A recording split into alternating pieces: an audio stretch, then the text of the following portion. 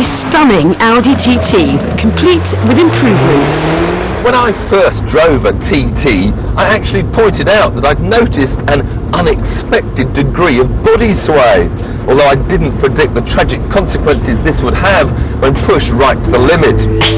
The TT story took a wrong turn after a series of high-speed fatalities, and that handling issue forced Audi to recall them for some very costly modifications. And this is the revised version of the TT, designed, Audi say, to make the limit more predictable. It's now got a fancy pants ESP anti-skid system, greater suspension control, and, oh yes, this little spoiler. But I'm afraid it's a case of spoiler by name and by nature, because the TT's bottom has instantly lost its patability. Let's hope the other modifications haven't marred anything else. Stiffer anti-roll bars front and rear, plus stiffer damping have been fitted to reduce that excessive roll. At normal speeds on public roads, it's hard to say what this has done. It doesn't instantly feel any better, or for that matter, any worse.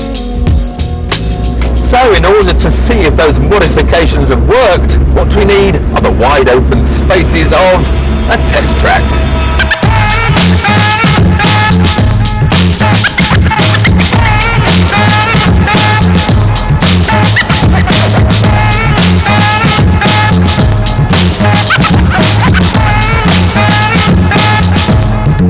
Firstly, how does that ESP work?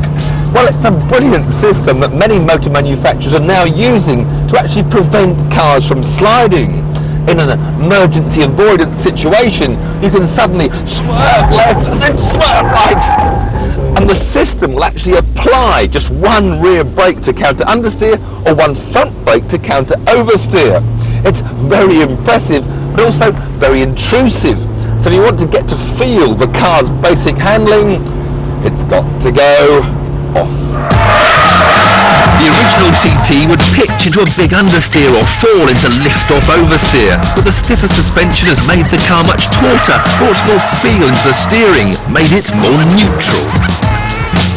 By making the TT idiot-proof, they've actually made it into a better handling car. Okay, Audi's obsession with their quattro four-wheel drive system means that it'll never quite compete with a well-sorted rear-wheel drive machine for ultimate driver satisfaction. But then, do TT owners really care? This is a stonkingly good-looking machine with a stunning interior. The question is it worth the £32,000 price tag?